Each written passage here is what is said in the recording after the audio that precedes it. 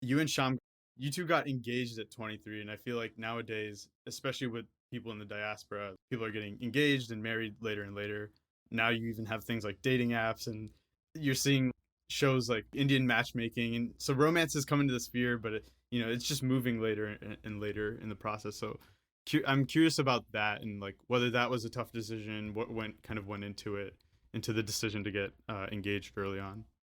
Yeah, so a few things. I think one, I'm a big believer that as a society, we set so many rules in relationships, right? Like who has to make the first move? How much can you text?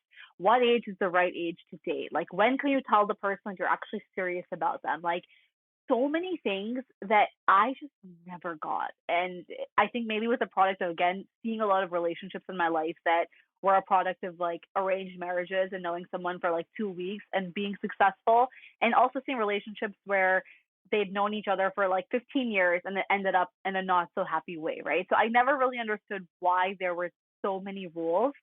So I think again it goes back to just being like questioning like, well, why? Like, yes, maybe majority of my friends will get engaged and happen 27 to 30 and like that sphere of life. But if you know, one, who the person is, two, I think if you feel emotionally and like career wise mature enough to be like, I'm ready to kind of take that next step, then my logic was, well, why not just spend more time with that person and kind of grow together? And I think there was originally, I think, a fear where it was like, eh, are we, and our career is like set enough. And my dad kind of said this to me. He's like, it is such a beautiful thing to be able to grow together, like in that journey where you start from one point and you grow together to that second point. And I think it kind of just goes back to this whole like journey aspect for me is not necessarily starting your relationship where you're settled.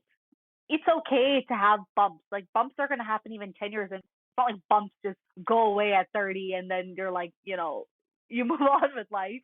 That's I think a part of any relationship and at any phase of life. And then I think third for me, touch wood, I'm really blessed to have all four grandparents of mine alive, and I'm the oldest grandchild on both sides of my family. And it was just been really important to me that if they're able to see me get married and be a part of like that milestone, why delay it?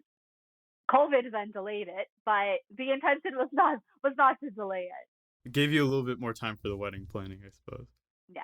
And I think in that sense, I mean, both of us have been so lucky to spend this last year with our family, with my grandparents. Like it's time I would have never gotten otherwise. Like I have been out of the home since I was 18. Like I've never interned in Cleveland. I never spent a summer here. Like since I left, I've been out. I've not been here for more than like 2 weeks. So spending now over a year in this home, I mean, it's I look at it kind of as a blessing.